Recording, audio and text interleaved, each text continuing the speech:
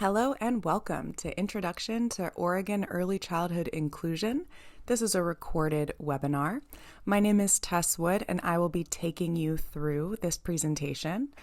A little bit later on, we'll get to see my face in a few slides, but for the introduction and the beginning slides, we're just going to have my voice.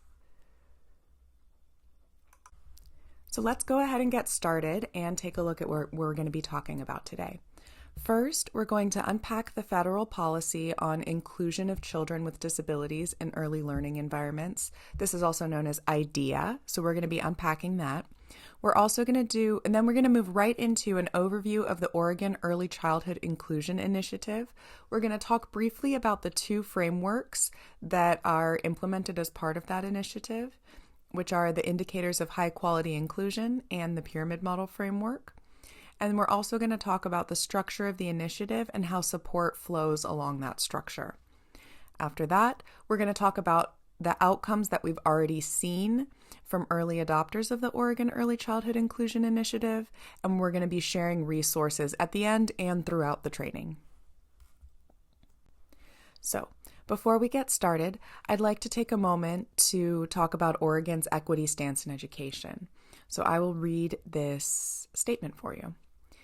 Education equity is the equitable implementation of policy, practices, procedures, and legislation that translates into resource allocation, education rigor, and opportunities for historically and currently marginalized youth, students, and families, including civil rights protected classrooms. This means the restructuring and dismantling of systems and institutions that create the dichotomy of beneficiaries and the oppressed and marginalized.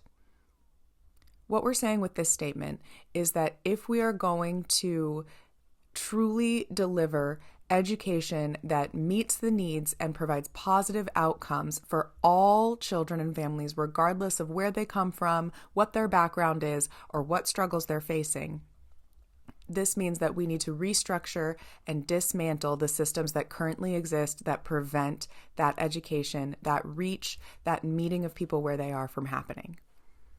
That is our equity stance.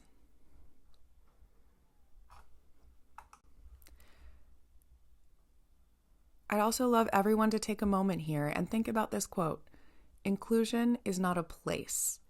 It's not a checkbox that we check off on a checklist, and it's not a step that we follow and then move on to the next step. Inclusion is about belonging. I would encourage you to pause the video here and write down, what does inclusion mean to you? And at the end of this webinar, hopefully you'll be able to take that and apply it to something real and practical in your workplace or in your life. So, what are the federal requirements on inclusion in classrooms? Federal regulations require inclusion and support serving children with disabilities in community settings with typically developing peers. This has been the case since this legislation passed in the 80s. Federal regulations have required this since the 80s. Federal requirements also say that children ages 3 to 5 years old with IFSPs, or Individualized Family Service Plans, that means children under age 6 who are receiving early intervention or early childhood special education services. The federal requirement on inclusion says that they are required to be provided services in the least restrictive environment. What does the least restrictive environment mean? When we talk about the LRE, or the least restrictive environment, that means that a child is given education at the level closest to a typical classroom as possible. So that can look like a child with an IFSP being served, attending a typically developing classroom, and then receiving special education services in the form of speech pathology support in the classroom or during a small portion of time during the class day. That's an example of a kiddo receiving integrated early childhood special education services without being placed in a fully separate classroom from the rest of their peers. So that's a least restrictive environment. The goal is to match the child to the level of support that is the lowest that still meets their needs. This can be provided in a variety of settings. It can mean that a kiddo is able to attend regular public or private preschool programs.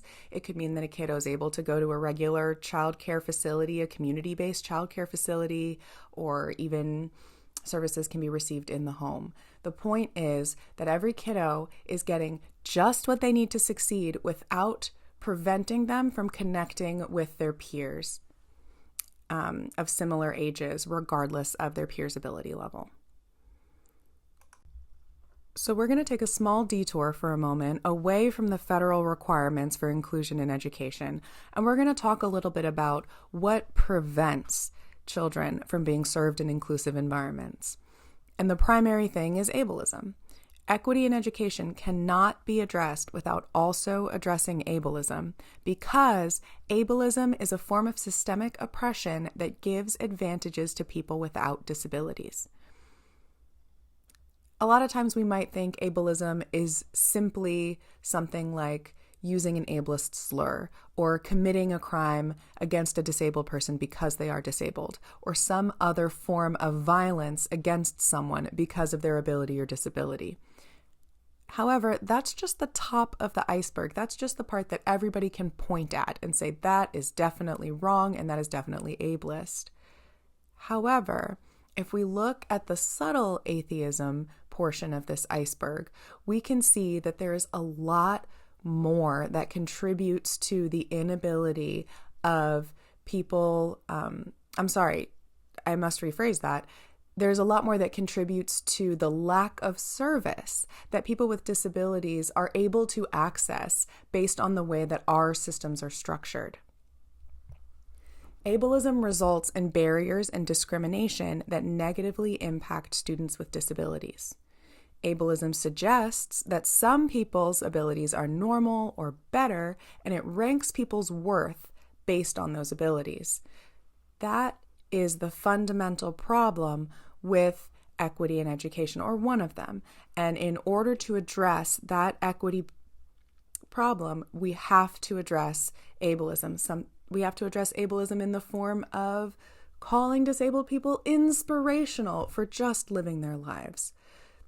We need to address ableism in the form of educational exclusion and segregation by taking children who are labeled as disabled in some way through their IFSP and putting them in a different classroom away from their peers.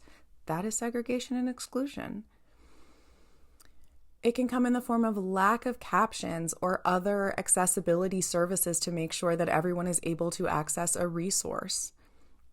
And all the other things that are up there on that iceberg, in addition to, of course, I'm sure all of us can think of many other things.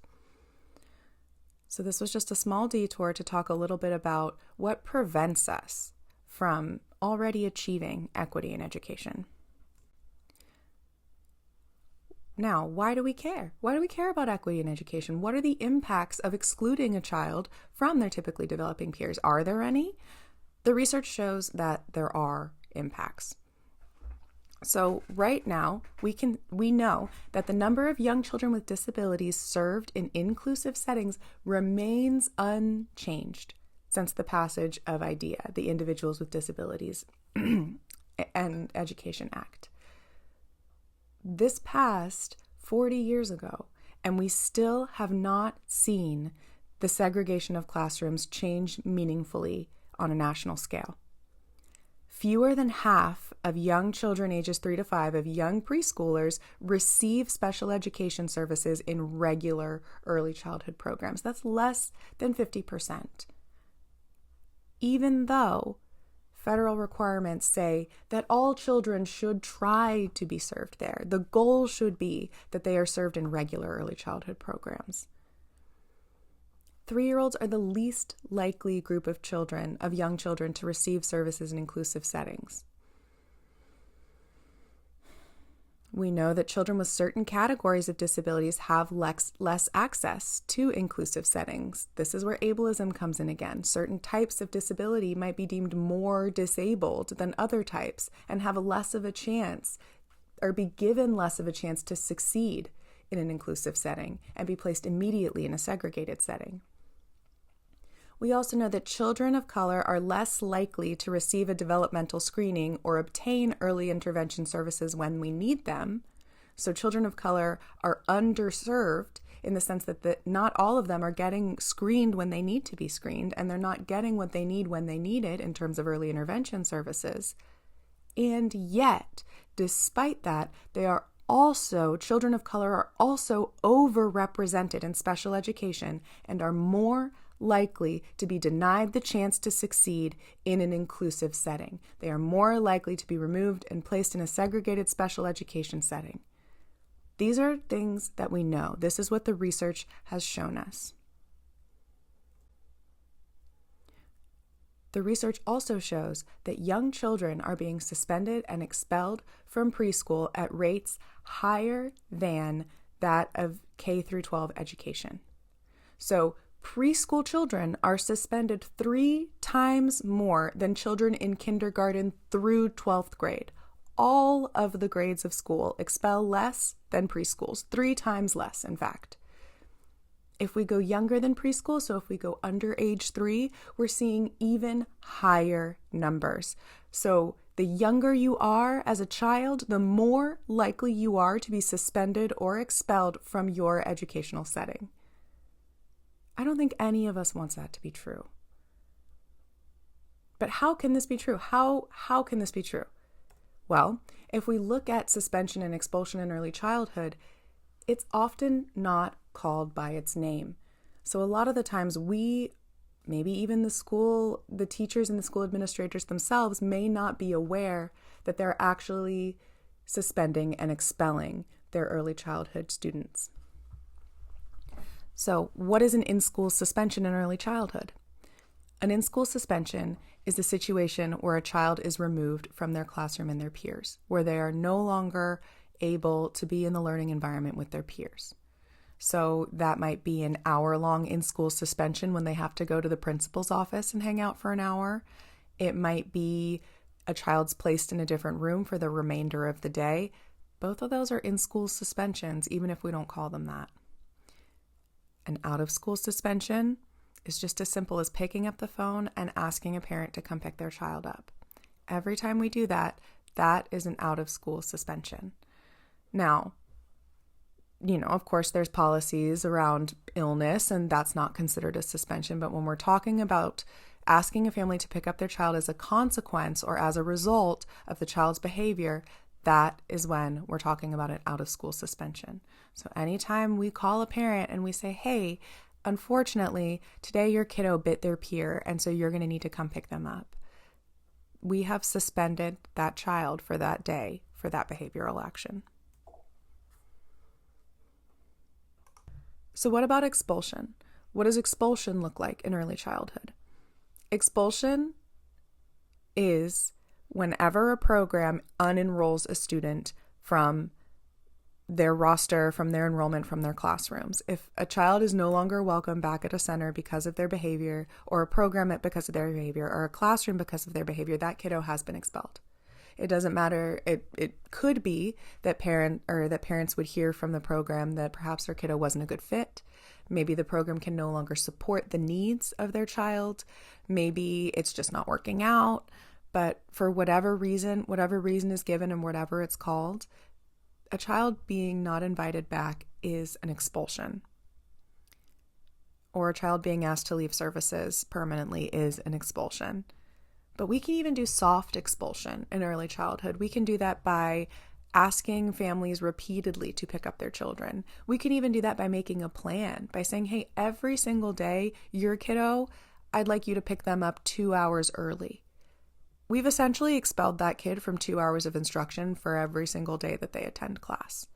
That's considered a soft expulsion because that child has been denied schooling consistently.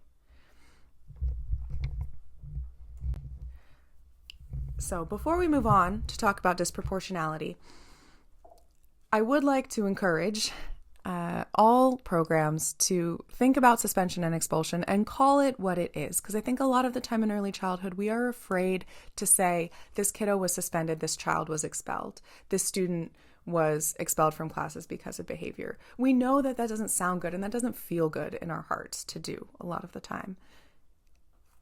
But I would encourage programs and educators and administrators to name the phenomenon, to call it what it is. Because if we don't say that we are suspending and expelling children, then we will not receive support and services to prevent the suspension and expulsion of children.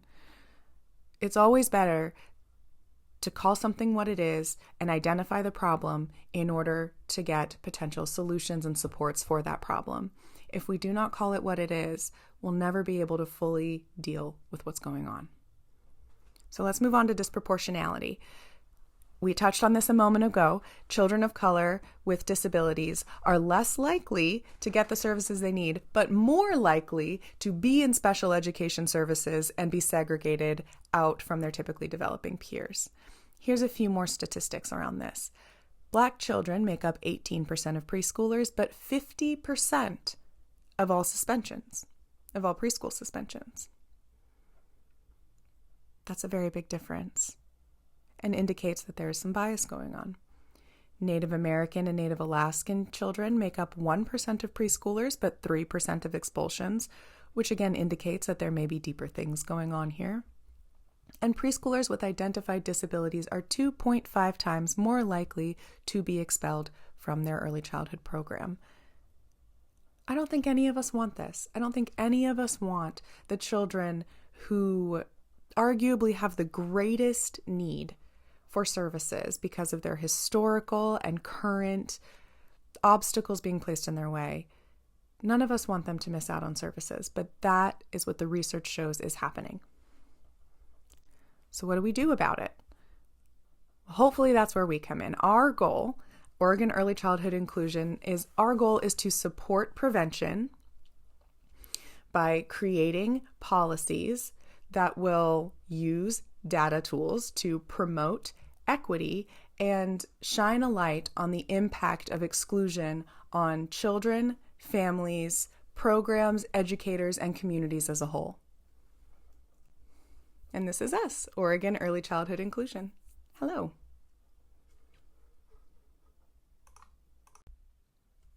One of the things that we've done, I told you we'd have little resources sprinkled throughout, is our implementation guide for Oregon around the pyramid model and indicators of high quality inclusion. This is designed to be used by communities and programs. I think if any parent or family would like to pick it up to learn more about our initiative and about inclusion and the pyramid model framework, it would be a wonderful read. The point is that it includes information, stories from the field, invitations to reflect, and culturally responsive resources to support children, families, teachers, programs, and communities focusing on early education. Feel free to scan that QR code. There will also be a link in the description that will take you to this guide. So let's talk about the structure of the Oregon Early Childhood Inclusion Initiative, or OECI for short. That's what we call it. The structure of support, as you can see here, is designed so that each level of implementation has a bucket of responsibilities and a resource to go to when they need support. So if we start at the bottom of this tree, we can see that classrooms have their bucket of responsibility. They can apply to practitioner coaches when they need support. Practitioner coaches work with programs to liaison between classrooms and programs to make sure that implementation is happening well and happening in the way that it should. Programs have program coaches and community teams to help them manage their bucket of responsibilities. Community teams have the state leadership team and program coaches to help them manage their bucket of responsibility within the community. And then the state leadership team receives support from our team in addition to other states and national entities that they work with in order to get support for their needs for Oregon. So this structure is essentially designed to make sure that everybody, or rather that the team at each level of implementation, the state, community, program, and classroom, has a level of control over making sure that the practices and implementation is adapted to fit their environment, and also has the ability to apply for support on a slightly larger level, if that makes sense, because a program is going to be larger than a classroom, a community larger than a program, etc. So there's always an option, there's always somewhere to turn for support, and there's always a sphere of influence that that influences the implementation for that area, whether it's classrooms, programs, or communities. Our team, the implementation support team who is giving this training, we tend to work on the community level and support community teams, and we also work with the state leadership team. So we sort of move in that sphere, and we also provide trainings that people at all levels of the OECI structure can access. So before we talk more about the structure of OECI and the different components in Oregon of the Inclusion Initiative, we want to talk a little bit about the stages of implementation, because these are going to be very important as communities, programs, and classrooms move through implementing these practices. We need to remember that there are different stages and that they are not a linear path. It is very normal to jump back and forth between different stages of implementation and to have different elements of your implementation at different stages. So I'll give you a little bit of time to review this slide, and I think it's important to especially focus on the exploration installation phases of implementation, because those are the phases where we're not going to see as much progress yet, but we're going to be making investments in change. So the exploration is where we're putting investment of time and maybe a little bit of money into thinking about what is it exactly that our needs are at our community, program, or classroom level. What are the things that what are our strengths that we can lean on right now? What are some of the things that we really would like some support in? Who can we reach out to? What are the resources that we have that we can apply to this implementation? These are the questions that we're asking in exploration. We're trying to figure out what our roadmap is going to be. And then in the installation phase, that's when we start trying things out. We're going to start saying, okay, we'll make this investment here. We'll hire this team member. We'll form this leadership team. There's different types of activities, all sorts of different activities that can happen during the installation phase, but this is the part where we start to make those investments and really firm up our plans and start enacting them. The installation phase can be the time that we need the most encouragement and the most networking with our community partners and FaceTime with our guides on the side and our program coaches and our classroom coaches, because this is the time where we're making those investments, we're thinking and starting to implement those changes, but we're not going to see the fruits of that in the installation stage yet. This is where we're investing, but we're not getting as much of that return back yet, because it's going to take a little bit of time. And so really during that installation phase, remember that you have people you can lean on and you don't need to do it by yourself. And then of course we move on to the initial implementation and the full implementation. And as time goes on, programs will see that they sort of move in between these different levels. Some don't, but most do, because we think we'll exit exploration and then we'll find there's a few more things that we need to address before we can fully move into installation. But these are fluid stages, and they're really meant to give you a little bit of grounding in what you're doing right now and how what you're doing is the right thing. So now let's go ahead and watch this little video about the stages of implementation.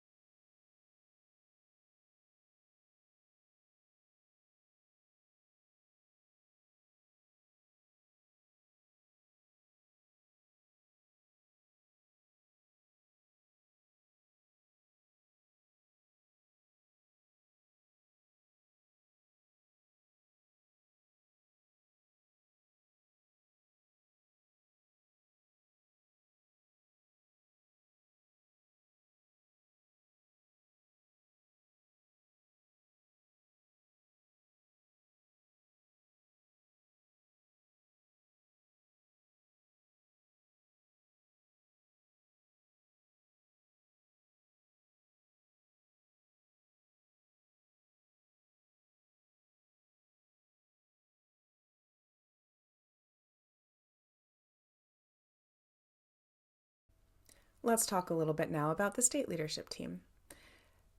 As we've talked about with the OECI structure, the state leadership team is at the top. However, I'd encourage you not to think about it as hierarchical, but instead think about it as different buckets of responsibility. So, of course, we've got our classrooms that have a responsibility towards the children and families in those classrooms.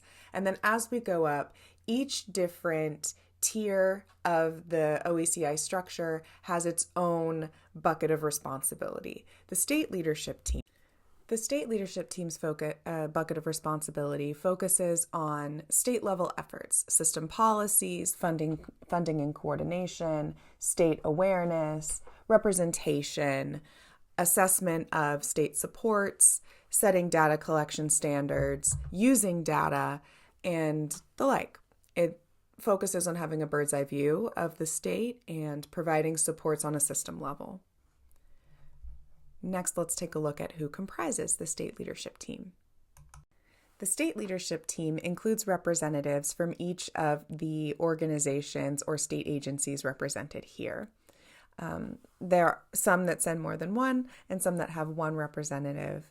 As you can see, this is a very diverse set of early childhood organizations and state agencies, and that is by design, as the goal is to create a diverse state leadership team that truly reflects the state and situation of early childhood environments in Oregon right now. Moving on to the purpose and vision and mission of the state leadership team. You can see here the vision and the mission. These are the guiding principles of the state leadership team. This is the North Star that we fix our eye on and remember that this ultimately is why we're here.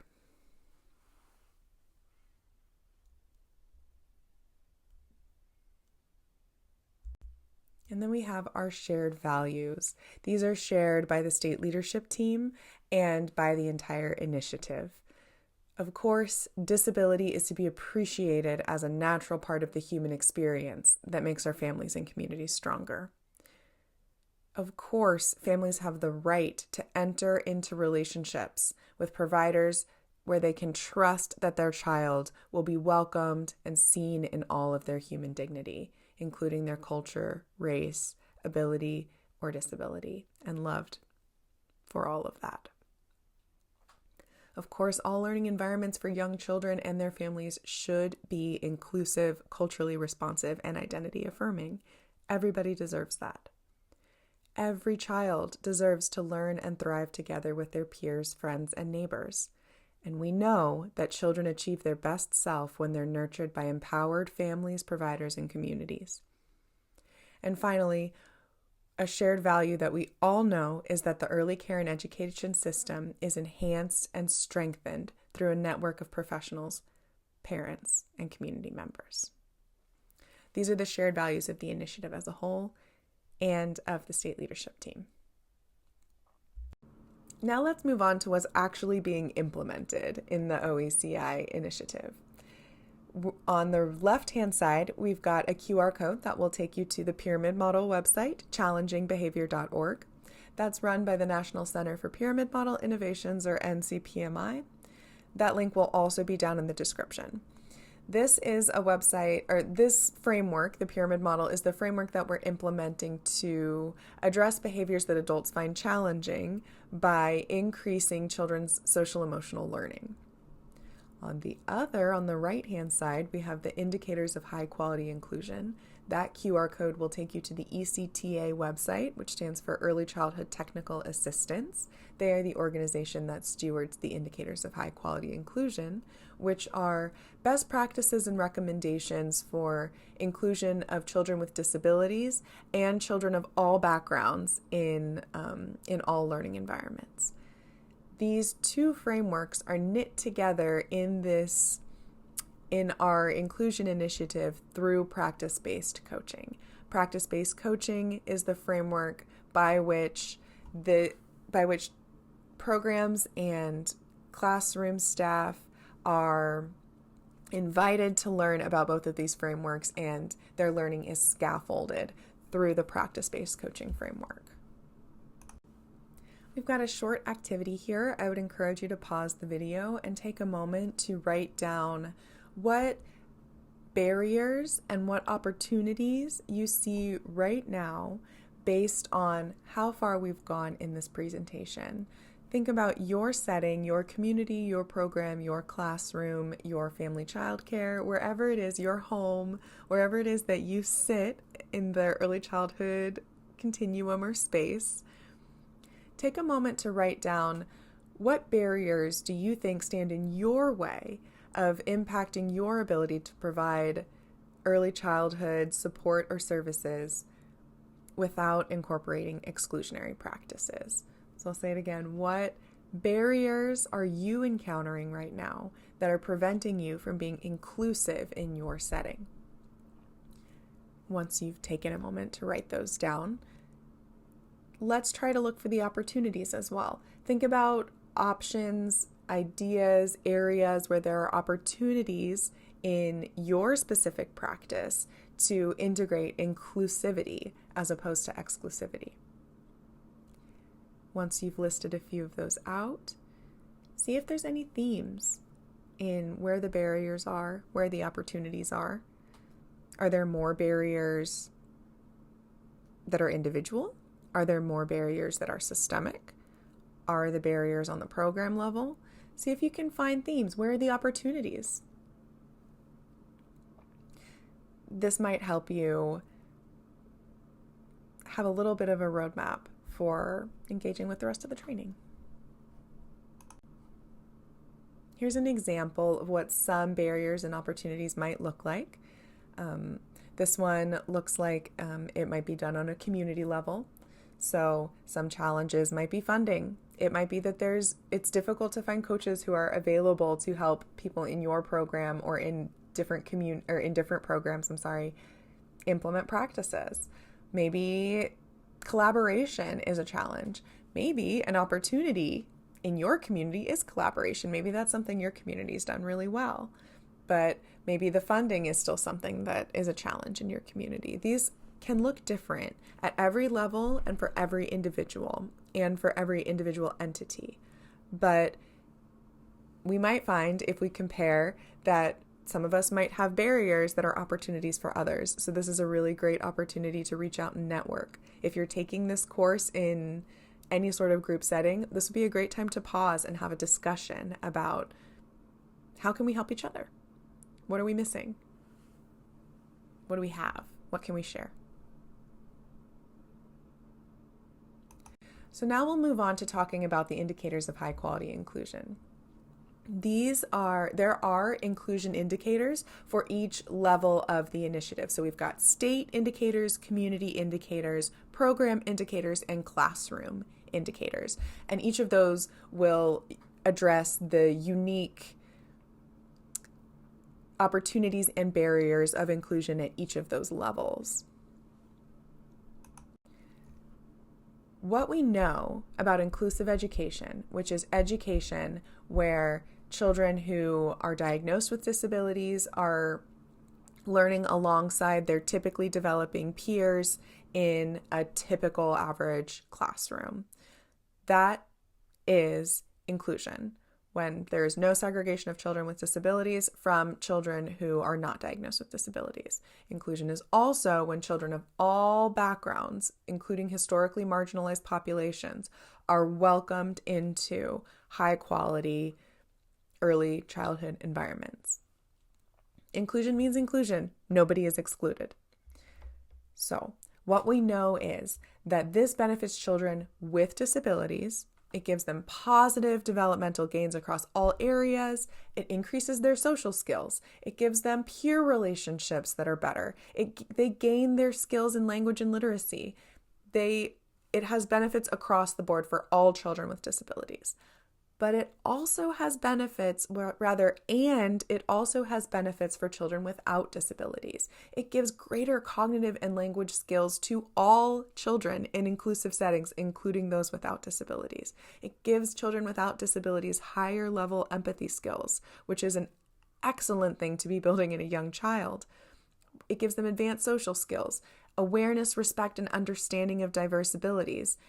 And inclusive classrooms tend to be of higher quality in general. So all children benefit when all children are receiving a level of programming that is specifically designed for all children in early childhood. It really is a beautiful thing. While it does take effort to seek out and do professional development, examine our own biases, work to increase our capacity, take care of ourselves, implement changes, take correction and advice and coaching, the resulting growth of educators, of children, and of families together, it's incredible. It can't be underestimated.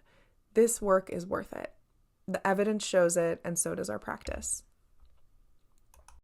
So, evidence-based instructional practices. The Division for Early Childhood has recommended practices. We will add that link into the description, which are a cornerstone of early intervention and early childhood special education.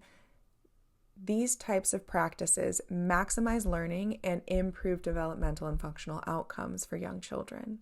These types of practices are naturalistic, systemic, and embedded. And we're going to go ahead and talk about what each of those mean right now. So what are naturalistic instruction practices?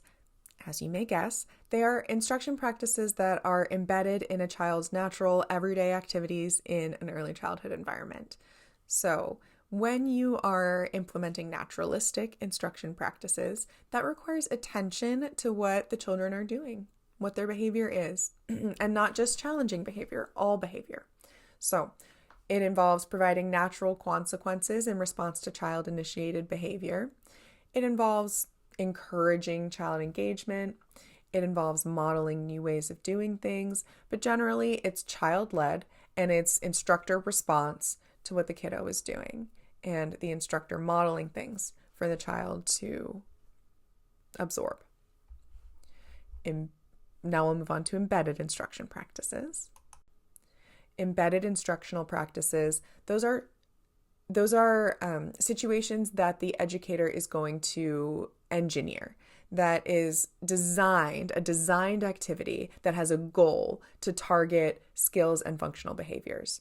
So this can still be an everyday activity, but it's engineered or designed by the educator to provide or engage a child in opportunities to practice a skill or a behavior. This can use prompts, this can use scaffolding, fading strategies, where we give a lot of support and then slowly remove that support to help the child learn that skill or behavior on their own over time. And then, of course, use feedback as needed. So this one's a little bit more directed. This involves more educator hands-on planning. And then, of course, we have systemic instructional practices, which is going to be a lot more of an entire planned from start to finish, more of interventional type instructional practice. So where we have a specific target behavior or skill that we're trying to teach, we're thinking about where we can teach that skill, which activities, what kinds of events, where are the best places to learn this behavior. We have planned out verbal or nonverbal cues and prompts that will let the child know they're learning now, it's time for learning. This is where we'll also incorporate that scaffolding, the prompting, those things to help that child acquire that behavior on their own or that skill. And then again, we'll continue to use the modeling, but this is all in a more targeted way that has a systemic plan behind it with specific goals where we can measure a child's acquisition. That is a very short snapshot of the indicators of high quality inclusion and the types of practices and supports that framework supports or promotes. Now we're going to go ahead and move on to the pyramid model framework. The pyramid model framework is designed to support the social emotional development of young children in all early childhood settings. This has cascading effects to children's behavior and their learning outcomes in various different capacities. The pyramid model is called that because it is designed as a pyramid, where we have at the bottom supported, effective, anti-racist, anti-biased, and culturally responsive staff. This means an effective workforce, a workforce of teachers who have the skills to build on to create supportive environments and nurturing and positive relationships. That foundation of skills, supportive environment, and positive relationship leads to the ability to give social emotional lessons for all children in the classroom as needed. And this foundation of these three skills, support, and instruction can build on each other to help those kiddos, that small number of children that do need specifically individual supports. So let's talk about this a little bit more in depth. So we talked about our nurturing effective workforce. Let's talk about what we build on top of that workforce. When we have those teachers who have been trained and those coaches that have been trained, and we are ready to start building nurturing and responsive relationships with the children in our care. That is foundational to the pyramid model. That is essential to healthy social development. This provides a foundation for children to learn how to build positive relationships. And this isn't just between educators and children or children and each other. This is the entire ecosystem of the early childhood environment. We want to have nurturing and responsive relationships with everybody involved in the early childhood space, around that kiddo and around our program, around our classroom, around those families. The other piece of the second level of the pyramid is high quality environments. These are inclusive environments. These are environments that have been designed specifically to promote the type of learning and behavior that we're looking for in that classroom. That means that we have clear expectations and rules. We have schedules and routines that help kids understand where they need to be next. It gives them that feeling of safety and structure. We have supportive transitions where no one feels like they don't know what to do next, and if they do, they have someone there to support them. The goal of high quality environments is to be engaging for all children, which means that one size doesn't fit all. They're responsive. They are able to respond and move to the children's need and meet the kiddo where they are. This is universal promotion. Every kiddo gets this under the pyramid model. It's embedded and foundational to the classroom structure within the pyramid model. This is the third tier of the pyramid, the green one, that is social emotional learning specifically. This is also known as secondary prevention. This is where intentional, teachable moments are capitalized on and also created. So this is where we're able to teach things like friendship skills, emotional literacy, emotional regulation, problem solving. This is the meat of it in the classroom. These are the skills being taught in the classroom. And that's able to be done because we've already built the foundation of relationship, positive environment, and well-trained, knowledgeable staff. Because we have all of those things, they can work together to help children learn these social emotional lessons. And then finally, we've got tertiary intensive intervention, that little red triangle at the top of the pyramid. This is for children who are struggling in their development to the point where they need a team of people to make sure that they are able to reach their developmental milestones and grow to blossom into the best of their ability. So here we can convene a team. We conduct functional assessments that involve collecting data on that child and creating goals, developing a behavior support plan. There's a whole process here, but what's really great about it is that kiddo that's receiving this has already gone through all of the other supports. So we already have an idea, usually, of what works and what doesn't work, so we can start there. And again, this is a really great thing to convene a team, to be around this child and work together and not leave it to just one educator or just one parent or just one family or just one interventionist. And finally, a very crucial piece of the pyramid model is family partnerships. It is crucial to create bidirectional communication systems with families to make sure that educators are receiving all of the information that we need and giving all of the information that we need to give to families. That's what creates that beautiful support, that bubble of support around a child that allows them to grow into their full potential. And I would encourage you here to really take a minute to think about, what does bi-directional mean to you in the context of belonging? When you belong somewhere, what does communication feel like? I would really encourage every educator to ask themselves that, and then ask themselves if that feeling of belonging, that type of communication carries through in their setting. And if not, what can we do to change that and make that feel like everyone belongs? So let's move on to community teams within the OECI structure of support. We've covered the pyramid model, a brief overview. We've covered the indicators of high quality inclusion, again, a brief overview. And now we're going to talk about community teams. Community leadership or community inclusion teams, depending on whether a community is implementing the pyramid model or the indicators of high quality inclusion. These teams work to implement the framework community-wide. The goal is to build a shared vision and a shared awareness throughout the community. There's a focus on collecting data, on setting goals, on creating action plans and following through on those action plans. And the teams meet monthly to make sure that everyone is on the same page and that we're making the progress we need to make and that plans are being updated. One of the guiding purposes of community teams is collaboration.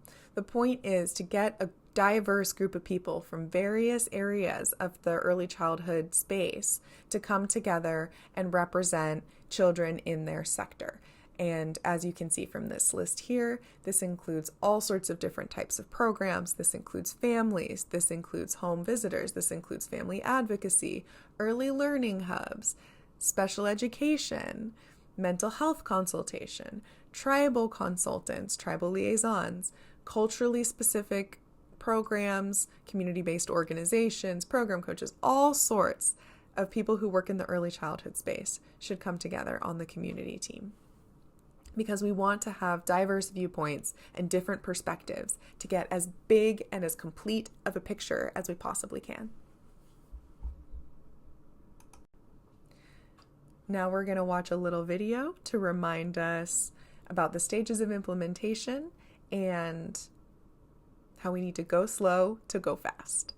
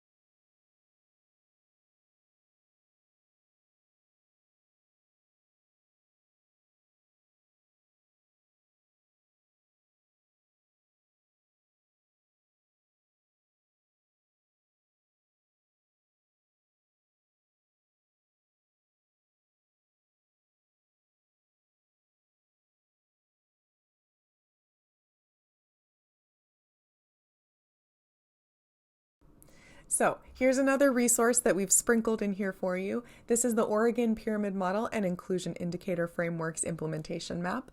That's quite a mouthful, but this map is an interactive an interactive web map that you can go to look up your community and see what's going on. Is your community an implementing community? Are there perhaps programs that are implementing pyramid model or indicators of high quality inclusion practices in your area? Maybe your program is doing that and you don't see yourselves on the map. I would follow that QR code or check the link in the description for the map we have community and program submission surveys that you can click on and add your specific program or community to. So if you're implementing pyramid model or inclusion indicator practices, please let us know by visiting this map and telling us. Let's go ahead and talk about programs within the OECI structure of support. You might be starting to get the idea now that leadership teams are clustered at each level of service. So we've got our state leadership team, we've got our community leadership teams around Oregon, and then within those communities, we've got our programs, and each of those programs can have their own leadership team for implementation. As you can see here, the point of any of our leadership or inclusion teams is to gather a group of diverse, both in their identities as well as their job roles, early childhood professionals from that program or from that program's close partners. As it says at the bottom of the slide, we are looking for members who are representative of the children and families served by the program, in addition to representative of the types of services that the program offers. The purpose of the program leadership team, as the name implies, is to lead implementation within that program in the same way that the community leadership team leads implementation within the community and the state leadership team leads implementation statewide. The program leadership team, as the implementation leadership for that program, is responsible for collecting data to help the team understand where they are, where they want to be, and how they're going to get there. That data is essential to be talked over in the monthly meetings that the team has when they get together, and a data collection plan is a robust and important part of any leadership team's action plan. So within the program, we have a leadership team with representatives from each department related to early childhood services in that program. And then we also have the employees of that program who are not part of that leadership team. We need a way to bridge the gap between the implementation plan and the entire program as it relates to early childhood services. And one of the best ways to knit those things together is through coaching. So we know that hearing about something in training is really helpful and we love it, but implementing it in daily practice often needs a little bit more scaffolding and support. And that is where we turn to coaching. Specifically within the OECI framework, we're looking at practice-based coaching. Practice-based coaching is a specific and cyclical process that leans on collaborative partnerships, shared goals and action planning, reflection and feedback, and focused observations to help educators and coaches work together to set goals and measure their progress on those goals using data. Practice-based coaching is something that's ongoing, relationship-based, and responsive to the needs of the educator. This means that there's no such thing as a coaching style that's one size fits all. Everything is adaptive and based on that relationship between coach and educator. There are many benefits to including coaching practices as part of classroom support. Evidence shows that it's led to positive outcomes in teaching practices, increases in caregiver relationships with children, as well as family relationships, and a decrease in staff burnout and incidences of behavior that staff find challenging. So there is a lot of evidence to support that practice-based coaching is a helpful and necessary tool in bridging the gap between training and implementation in practice. So what are the differences between the different types of coaches? Within the OECI framework, we have a practitioner or classroom coaches, and we have program coaches. Practitioner or classroom coaches work with educators who are directly working in the classroom. They're also working with educators in a family child care center or home visitors. They are the people who are working with the direct service, people who are connecting directly with children and families. These classroom or practitioner coaches use the practice-based coaching framework to support the implementation of either pyramid model practices or the indicators of high quality inclusion within the OECI framework. Program coaches work on the community level they might work with a couple of different programs in order to help programs steward the entire program through the implementation process. So while the practitioner coaches are more of a support for educators, the program coaches are more of a support for program administrators and for practitioner coaches. So classroom or practitioner coaches can go to program coaches with questions or support around implementation, as well as program leadership teams and other program level staff can go to a program coach for support in that manner. They're a little bit higher level and not so much focused on classroom implementation as they are on program-wide implementation. And if you'd like to learn more about either of those groups or both, we will link both of these in the description. There will be lots of links in the description. Now you can go ahead and play this video from the National Center for Pyramid Model Innovations. It talks about program coaching supports and the role of a program coach, in addition to a little bit of information on the role of a practitioner coach.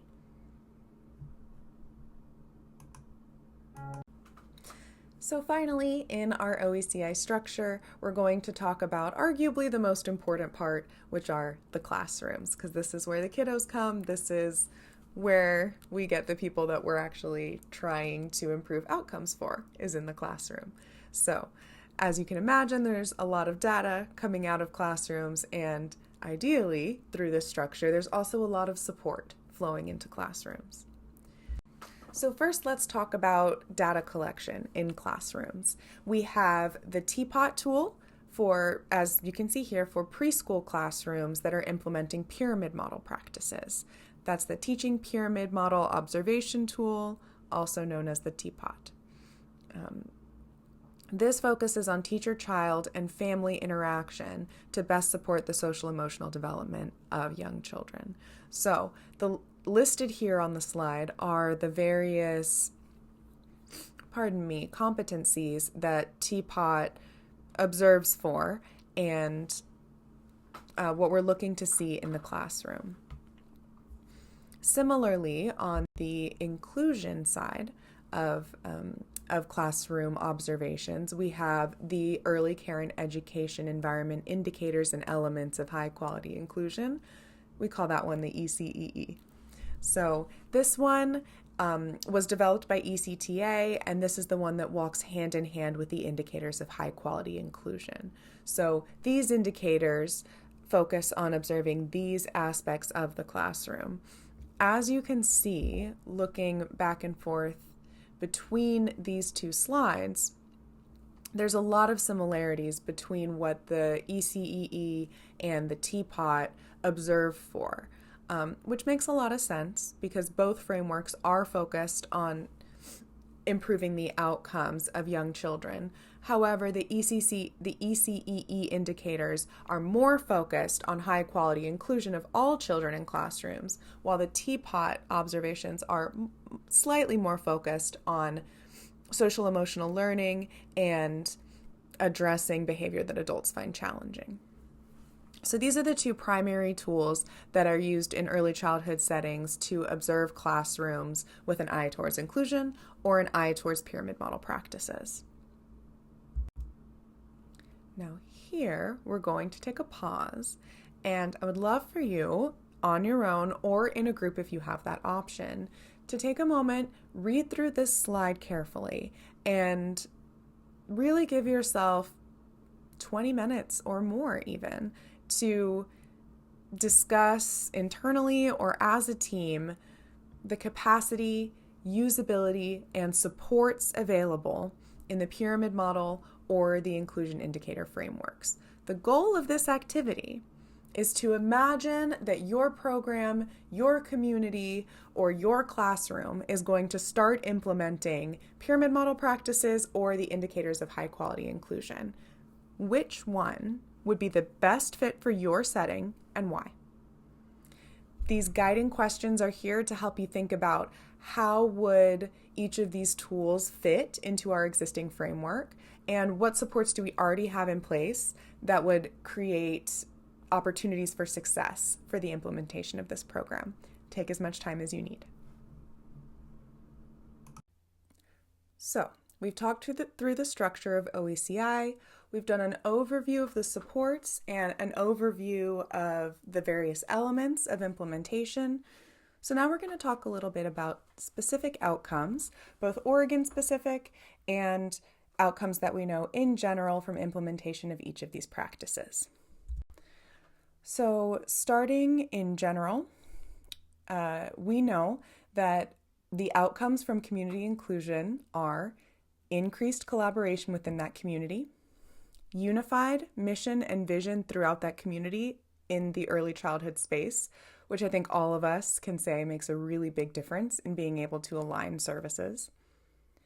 We know that community inclusion improves childhood outcomes and improves the least restrictive environment data. Without going too deep into it, least restrictive environment refers to where children are learning. So least restrictive environment means that children who are diagnosed with a disability should be served in an environment that is as close to a general, typical childhood classroom setting as possible. So what community inclusion does is it shows that more children are included in more classrooms, even with diagnosed disabilities, which is what we want. We also see increased confidence and feelings of efficacy across providers, which I think we can all testify is a huge, huge piece of staff retention and keeping people doing jobs that they enjoy doing and doing them well. And community inclusion and community collaboration allows for cross-agency planning and communications, which is a huge deal for the children in those programs and the families who use those services. When we're able to collaborate across programs and across systems, that's when we can really make the biggest difference for families and children. So let's talk about a little bit of Oregon-specific data.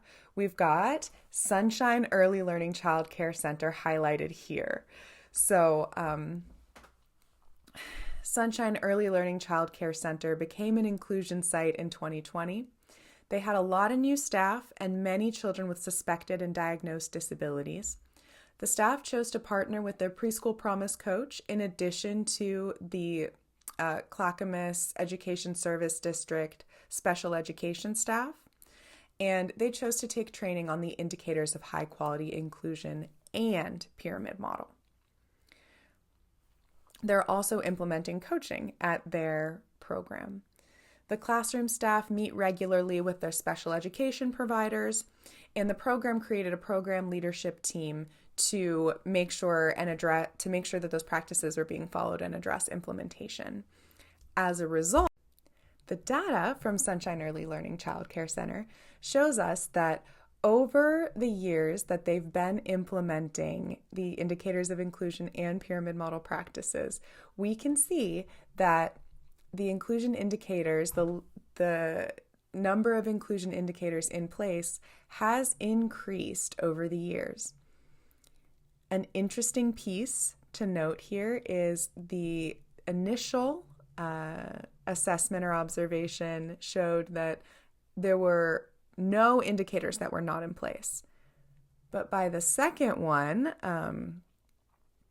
you can see that we've got a little bit more learning happening, and we can see that the evaluators were better able to assess the state of the program and create a better picture of what it actually looked like in that moment. So as you can see, we had a huge amount that was partially implemented, and we started to see not in place appear.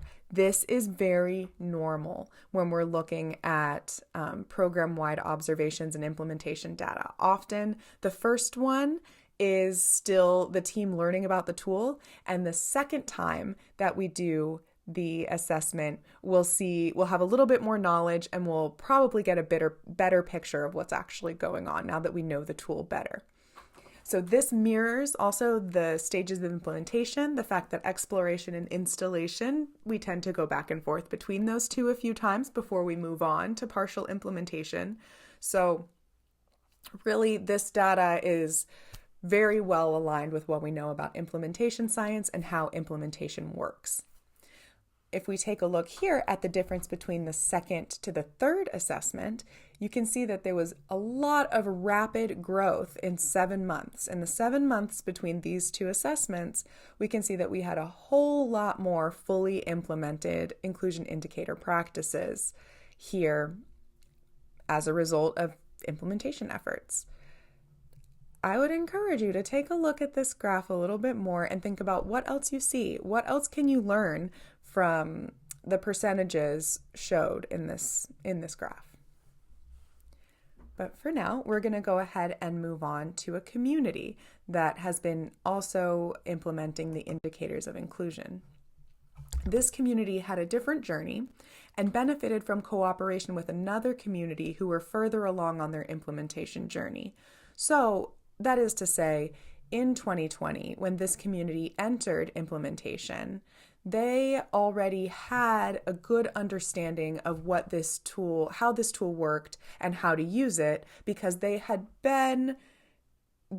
are closely working with another community that had already gone through this process for a year. So reflected in this graph, you can see that their first assessment showed almost 80% of the indicators were not in place in their community when they first looked at their assessment. However, we can see a big jump between 2020 and 2021, likely because of that aforementioned support from another community in that relationship that really prepared this community to start their action plan and execute it efficiently. So that's what we're seeing here in this data, and we're seeing rapid growth in the first year and then continuing steady growth in the second year, which is lovely. So let's look at the impacts on children of community-wide implementation. This graph here shows us the percentage of children with an individualized family service plan, or IFSP, served in community settings with typically developing peers.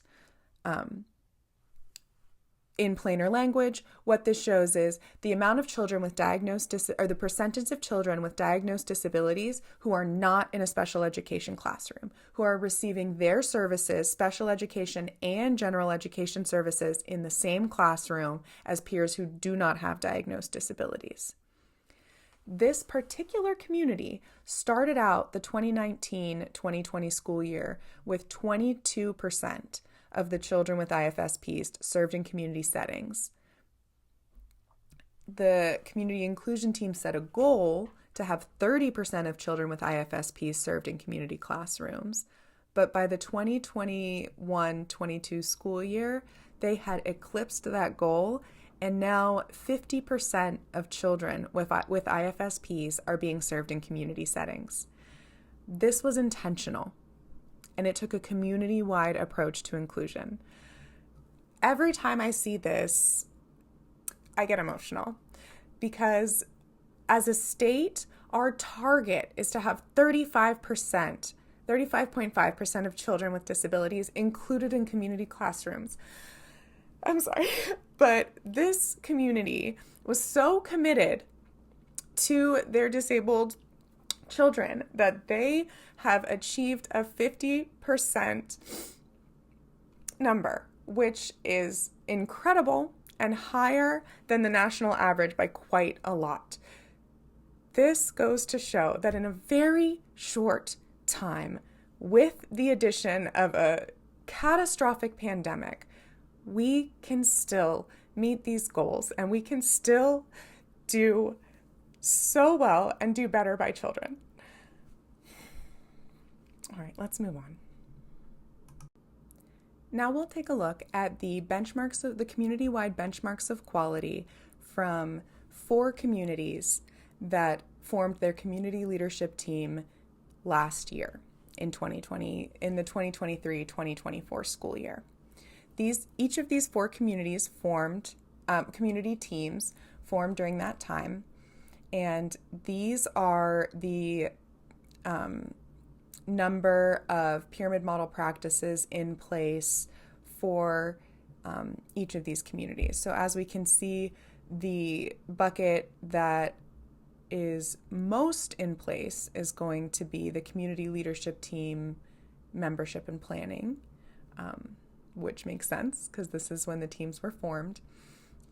And then funding is the next thing that's partially in place, followed by communication and visibility and professional development services. So we can see here a snapshot of where the greatest need is perceived to be in the communities that formed in 23-24. So implementation and demonstration sites, which makes sense since they were brand new community teams. They had not yet specified implementation sites. And family engagement, which I think all of us know is something that in the early childhood field we're always trying to get better at. I'd like to conclude our discussion of the Oregon Early Childhood Inclusion Initiative with this quote from Autumn Baloney, who is the Community Inclusion Team Lead for Lincoln and Linn and Benton counties. In thinking about our story in Lincoln County as we began implementation practices, we determined that the number one thing that really stands out is that we didn't fit the implementation practices. It served us best to do what was needed for our community, and we were able to come together in stronger ways to make change. This quote gives me chills as well, because this is the goal of our community-wide, statewide, and program-wide implementation. The goal is not to follow a specific checklist in a linear, stepwise way to receive a cookie-cutter outcome. This is the work. The work is digging into your specific context, figuring out what it is that we need, and connecting those supports to the people who need that support. That is the goal. That is the work. And I think that's really exemplified in Autumn talking about how this community needed to understand what was best for them and then access the resources that got them where they needed to go. And that is how they're able to achieve change and able to achieve success as part of this initiative. So we're going to keep going and we're going to have a few more resources to talk about, but this does conclude the learning portion about what it is that OECI is and what we do. Do not go though, because I promise you, you will want the resources that we have coming up. So who are we and how do you get in touch with us? We are the ELSI Inclusion Initiative. Our goal is to support the OECI inclusion cohorts and create asynchronous early childhood inclusion modules. Additionally, we support pyramid model implementation in 3 key ways. We offer workshops and trainings such as Teapot, Tippy Toes, Building Anti-Racist Learning Spaces, PTRYC, PTRF, and many other different training options. We're also piloting the PIDS system, which stands for Pyramid Model Implementation Data System. We're piloting it in Oregon to systematically gather data to inform gaps, identify barriers, and share successes in implementation and identify needed resources. And of course, we are also offering free access to online trainings in the form of infant-toddler e-pyramid modules, preschool e-pyramid modules, and the new inclusion module. At the time of this publication, we've got some of those out already. There will be a link in the description to access all of those online trainings as they become available. We've also got our implementation guide for Oregon. This is an excellent tool for your community program or classroom to use as a reference and as a guide to understand implementation in your setting. There is something for everyone in here, whether you are a parent, a teacher, an administrator, or even a member of a state agency. You can open this guide and find something that will help you in your pyramid model or inclusion journey. Of course, there will be a link in the description below where you can access this guide in both English and Spanish. We also offer translations of many different resources. As you can see, we've translated all of the resources included here. One big resource that is not included in this list is the group coaching package from the pyramid model. We have that entire package, as well as all of the videos in that package, translated and dubbed into Spanish. So if you'd like to access that, where do you think the link will be? Yeah, it's in the description of this video. We'll also have a link to a document. Oh, here it is on this next page. This QR code, it will also be linked down in the description, but this QR code works, will take you to the Oregon Pyramid Model and Inclusion Resources and Translations document, which is a huge resource that lists out all of the essential pyramid model and inclusion resources and documents and all of the available translations that we know of for those resources. So please, I would suggest bookmarking and accessing this often. We update it as we have new translations come through, and it is an excellent resource for anyone who who speaks multiple languages or not, because it does aggregate all of those resources together in one place. The other QR code on this screen is the OECI Professional Development Calendar. All of our trainings are always going to be free when we're the only ones offering them, and you can see our schedule of activities always at that link. You will also be able to access more information about the initiative, and many of the resources we talked about in this webinar will also be linked on that webpage. I'd like to leave y'all with the adage, think big, but start small. Because as we know, little by little, baby steps is how we learn to run, how we learn to walk, and it's also how we get to fidelity. Thank you for being here. Thank you for your time. Thank you for your engagement. And please reach out to us if you have any questions, thoughts, ideas, recommendations. We always want to hear from you. Our ears are always open at lc-inclusion at oregonstate.edu. Thank you so much.